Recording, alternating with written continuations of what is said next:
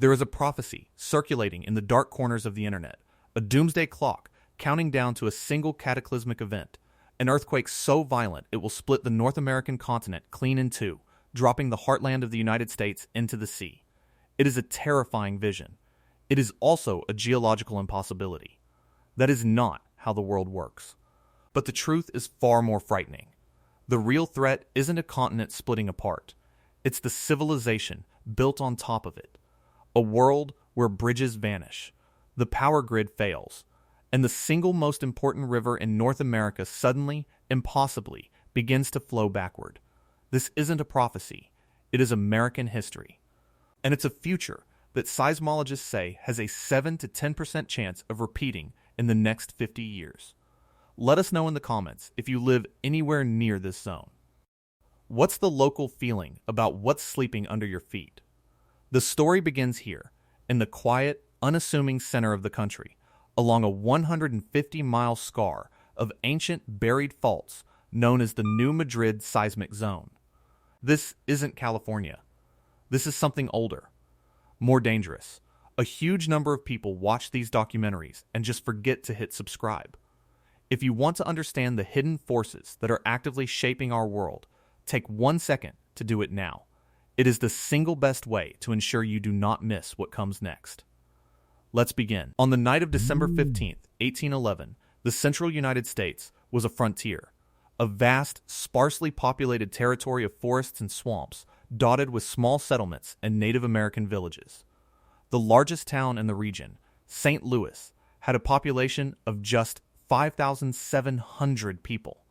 This was a world lit by fire and governed by the seasons, a world about to be broken.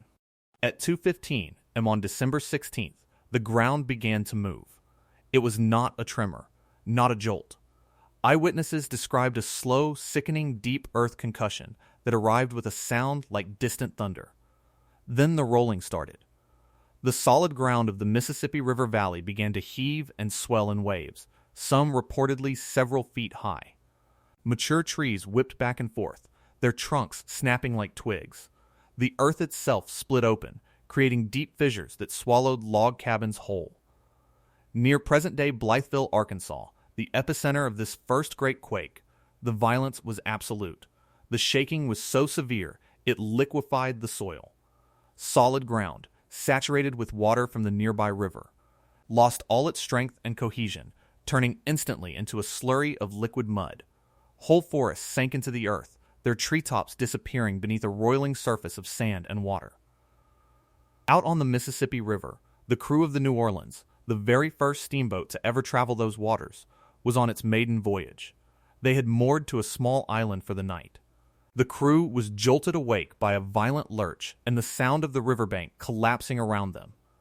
When the sun rose hours later, the island they had tied up to was gone, completely vanished, swallowed by the river after the very soil beneath it had turned to quicksand.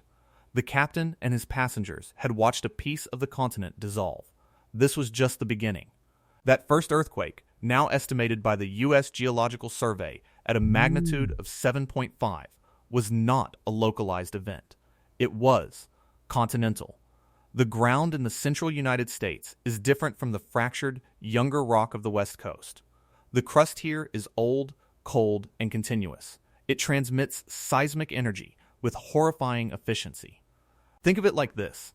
A quake in California is like striking a cracked plate. The energy dissipates quickly through the fractures.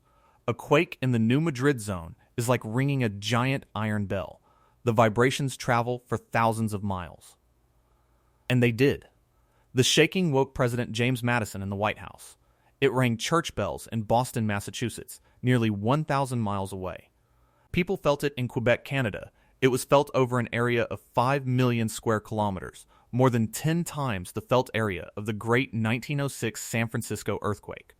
The most powerful nation in North America had just been rattled from its capital to its furthest frontier by a force no one understood.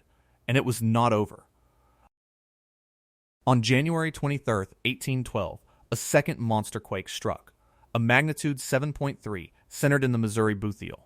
The terror was compounded. This was not a single disaster, it was a sequence. The ground had not stopped trembling for over a month, with hundreds of aftershocks keeping the few settlers in a state of constant fear. Now, another wrenching upheaval tore through the landscape. Then, at 3:45 am on February 7, 1812, came the third and most violent blow. The New Madrid quake. A magnitude 7.5 earthquake that ruptured a fault line running directly under the Mississippi River. The town of New Madrid, Missouri, was annihilated. The ground beneath it collapsed, plunging what was left of the settlement into the raging river. But what happened next defines the almost mythological power of this event. Tectonic uplift, a section of the Earth's crust violently thrust upward by miles of slipping fault, pushed the riverbed itself into the air. This created a temporary dam. Waterfalls appeared in the middle of the Mississippi River. For several hours, the largest river system on the continent was forced to flow backward, upstream, against its own current. The water, finding no path south, poured into the surrounding lowlands, drowning thousands of acres of forest and permanently altering the landscape. The event carved out a new body of water, a large, shallow lake in Tennessee that had not existed the day before. We call it Reelfoot Lake, a permanent monument to a day the river ran the wrong way.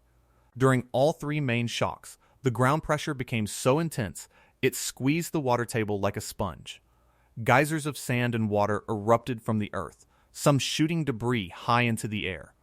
These sand blows covered hundreds of square miles of farmland with a thick layer of sterile sand, ruining crops for years. The air was thick with a sulfuric smell as the deep earth vented gases. For the people who lived through it, it was the end of the world.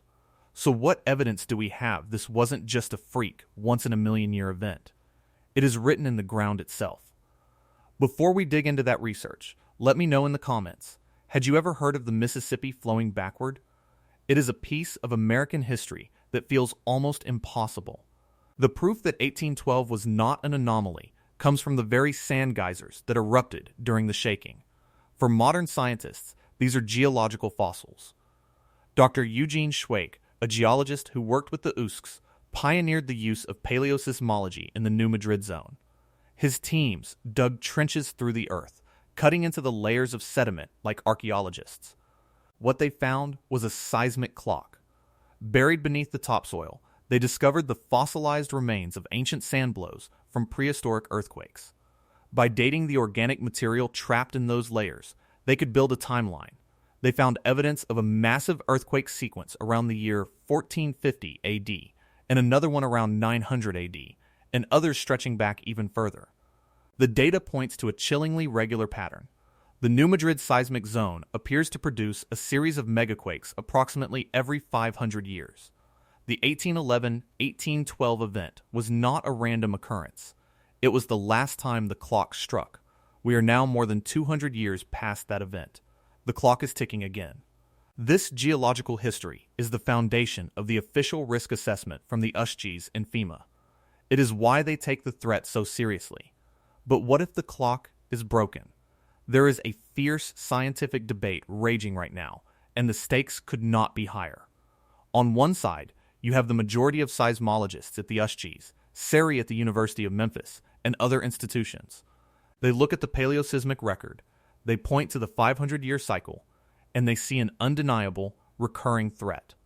They also point to the DEWS 200 micro-earthquakes the NEMIS produces every single year as proof that the fault system is active and accumulating stress.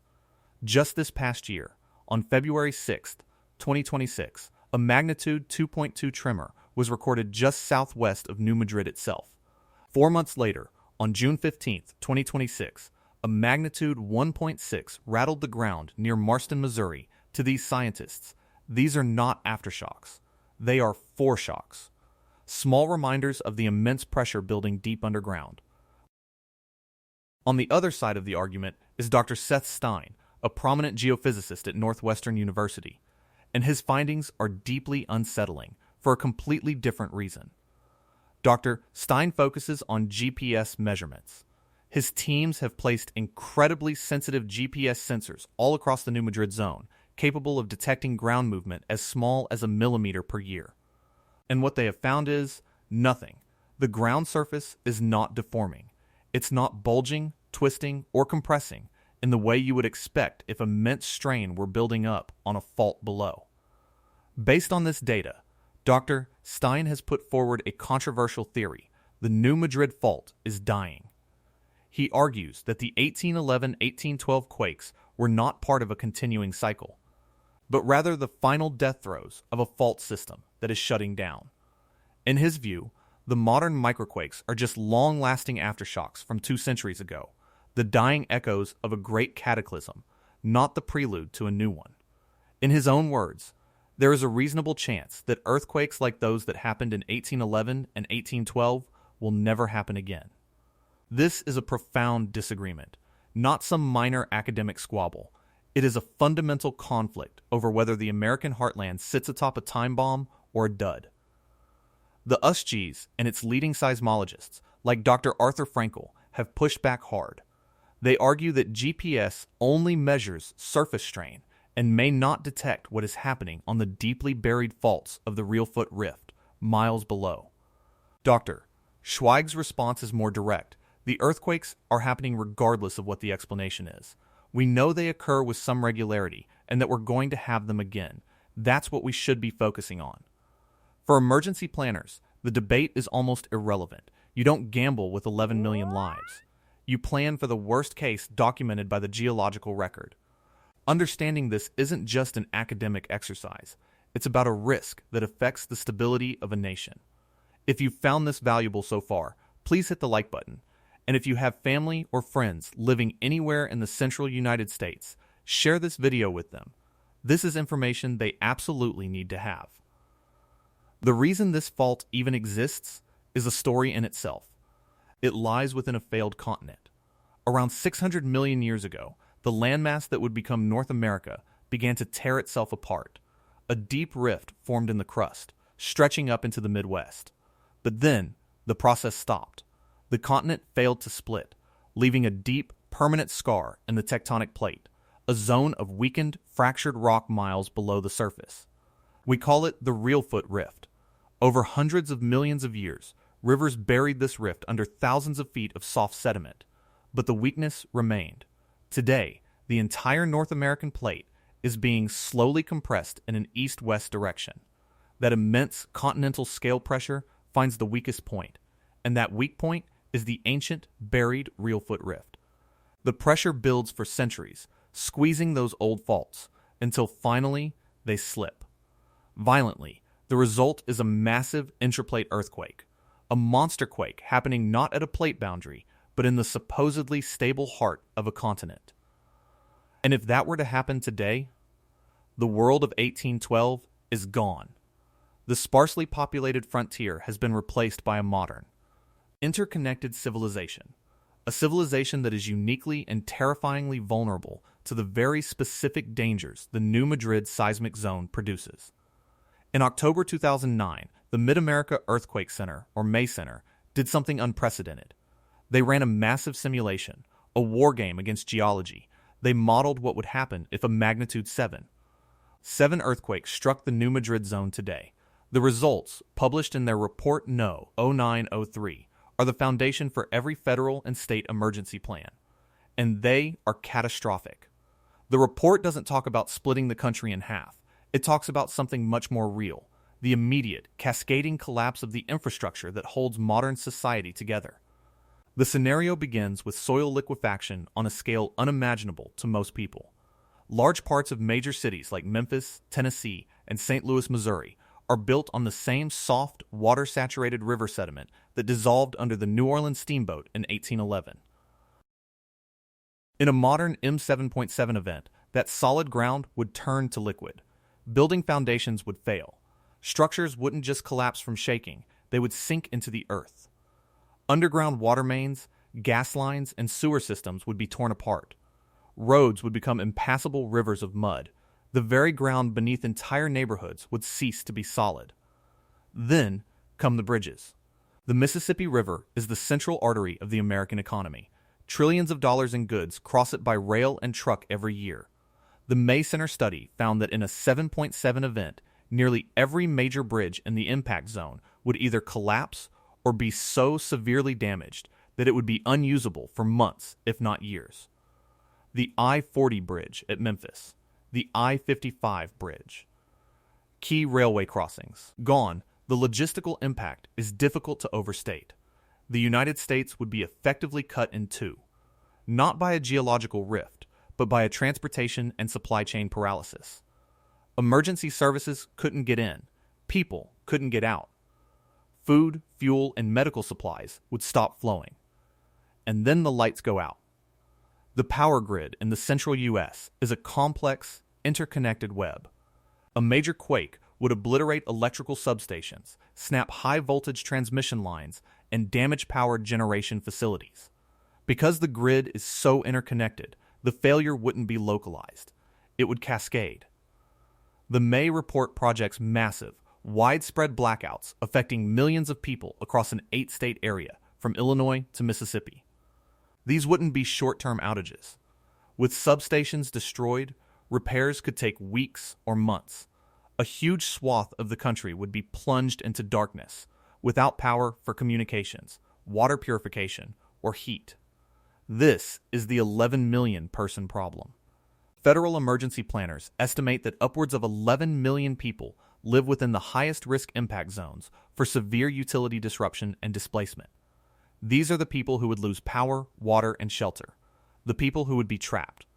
The economic damage from a single event is projected in the hundreds of billions of dollars, making it the most expensive natural disaster in American history. This is the reality federal agencies like FEMA and CUSEC, the Central U.S. Earthquake Consortium, are planning for. It's not a myth, it's a statistical probability, and I know I mentioned it before, but an incredible number of you who value this kind of deep dive just forget to subscribe. It might be the second time I'm asking, but it's the only way to ensure you keep getting these breakdowns of the forces shaping our world. So if you haven't yet, please click that button. It really makes a massive difference. The ultimate nightmare scenario isn't the shaking itself, it is the aftermath. A region larger than the state of Florida, without power, without clean water, without passable roads, filled with millions of displaced people. How do you even begin to mount a response? How do you get search and rescue teams into a city where the ground has turned to liquid? How do you deliver food and medical supplies when every bridge for 200 miles is at the bottom of the Mississippi River? This quiet zone in the center of the country is, in many ways, less prepared than earthquake-prone California. Building codes in the central U.S. were not updated with serious seismic provisions until relatively recently, after the work of Dr. Frankel and the USGS forced officials to redraw the national seismic hazard maps. They realized the hazard in the new Madrid zone was the same, or even greater than in California, because the shaking travels so much further. But countless older brick buildings, bridges, and critical infrastructure were built long before these codes were in place. They were never designed to withstand the rolling, liquid motion of a New Madrid mega-quake. They were built on the assumption that the ground beneath them was solid. That assumption was wrong in 1811. The geological record says it was wrong in 1450, and the 200 small tremors that shiver through this region every year are a constant reminder that it will be wrong again. The great scientific debate over whether the fault is dying or reloading continues. Is Dr. Stein's GPS data showing a fault in its final quiescence? Or are the geologists reading the 500-year cycle from ancient sand blows correct that the quiet is just the calm before the storm? For the people living there, the answer is everything. The viral rumors of the continent splitting in half are a distraction. They are a cartoonish fantasy that makes the real danger seem less believable. The real split that emergency planners fear is logistical, economic, and social. It's the severing of the nation's supply lines. The isolation of millions of American citizens in a landscape where the basic elements of modern life, power, water, transportation, have been erased in a matter of minutes. In January of 2025, the Geological Society of America had to publish a formal breakdown debunking a new wave of viral social media posts that screamed a doomsday earthquake was imminent. They calmly explained the science, the probabilities, and the impossibility of the doomsday prophecies. But their conclusions still carried the weight of the real threat. The hazard is not imaginary. it is measured. The risk is not zero. It is a number that government agencies have written into their most serious disaster plans. The new Madrid Seismic Zone is not a single fault line.